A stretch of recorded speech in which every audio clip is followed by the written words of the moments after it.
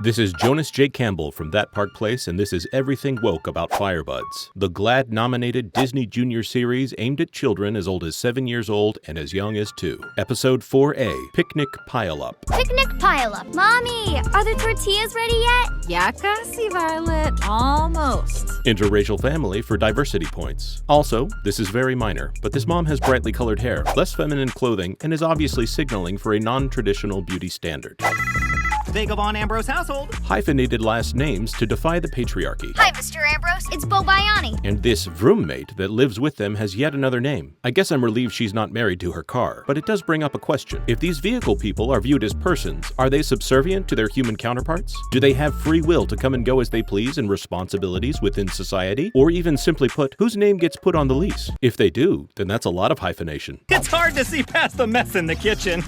It's very messy. Male vehicle feels entitled to comment on women making a mess in the kitchen. How patriarchal. I can't make it to our rescue drills today. My mom's and Axel's dads have the day off. Not only are they putting an LGBT parental relationship in a show aimed at preschoolers, but in this show, the vehicle counterparts also have 2 gay vehicle dads. What a demographic anomaly that almost 60% of the characters in this episode so far are LGBT. Really? I know, right? Your family always comes up with the coolest stuff. According to this little boy, the 200% LGBT family is the coolest family on the show. Yeah, it's family day, Mom. No working. So both LGBT moms got stuck working outside the home? Their husbands must be the laziest people I've ever heard of. She's not working. She's just giving me a tune-up. The gay semi-holler dad is forcing the LGBT mom to work on her day off. Is that a brake pad? One day, we came to the park to play badminton, but we forgot to bring a birdie. And Mom happened to have a brake pad in her pocket, so we invented brake padminton. Whoever wrote this script obviously thinks the word pad implies that the brake pad is soft. But let me just tell you, you don't want somebody chucking one of those things at your head. So, child endangerment, I guess. Any other questions?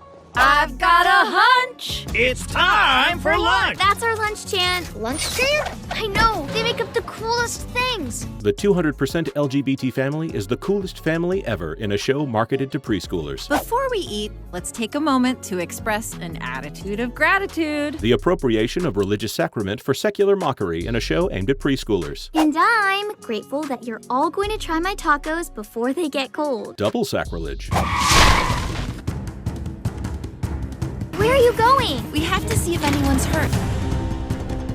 Both parents are working, which is already a problem, but specifically in this case, they leave their child unattended without coordinating for supervision in a show aimed at preschoolers. Doubly so when you count the gay ambulance dad and the gay semi-holler dad. Let me restate this point to be clear. A preschooler watching this show should not look at this situation and think that both parents might abandon them while they're in the park. Small children especially absorb more than you think, and this show disregards how much those young minds absorb. You were in an accident, Mrs. Khan. Why do you think they made the LGBT character chubby? In other words, they didn't have to do her like that, did they? It's okay. Wow, look at your parents go. According to this young fire truck, the LGBT couple is very heroic. Hey kiddos, they're okay, but we gotta take them to the hospital to get checked out. Again, in a show aimed at preschoolers, these working moms choose to leave this little girl alone. Did children's television writers learn nothing from Fred Rogers? Hey, neighbor. Why do you have to go? Can't you call someone who's on duty? She's right. I'm sorry, sweetie. We want to stay, but it's an emergency, and we're the closest. It's our job to help people in trouble, even on our day off. Even the gay fire truck is voting to ditch the kids. How toxically masculine. Well, we better get this show on the road. There's always traffic at lunchtime. Classic gay semi-holler dad. Promise you'll come back as fast as you can?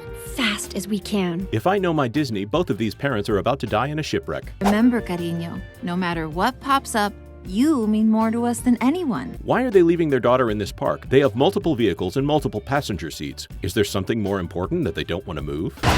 Your parents were like rescuing and racing and whoa, I want to be an ambulance. LGBT moms are the heroes of other first responders, like people who run into burning buildings for a living, or police officers that put their lives in danger every day to protect the city. Thanks, Disney, for clearing that up. All I wanted was one day with my moms, but then they had to go to work. Yikes. It occurs to me that if you count biological parents and the gay vehicle dads, this little Asian American girl has been abandoned by more people than are in this episode. Why do they always have to go? They're paramedics. When there's an emergency, they're the first ones to go help. It's just, sometimes I wish they did something else, so we could spend more time together. Be careful, Firebuds writers. You're starting to make a really good case for the traditional stay-at-home model of motherhood. Our moms were supposed to pick us up. Wait, so this little car has two moms too? Is Gearbox Grove like the gayest automobile city in the world? Ain't this place a geographical oddity? Little Con, your moms were the ones in the accident. Everybody's leaving their kids alone in this show. Did Hayao Miyazaki direct this episode? This is an emergency. The picnic will just have to wait until we get back from the hospital. You know, you sound just like your moms. The arc of this episode glorifies the LGBT moms and their choice to leave their child alone while work comes first. I know what it's like to miss your moms. Those LGBT moms are just off saving the world. Seems to me you already are a great paramedic,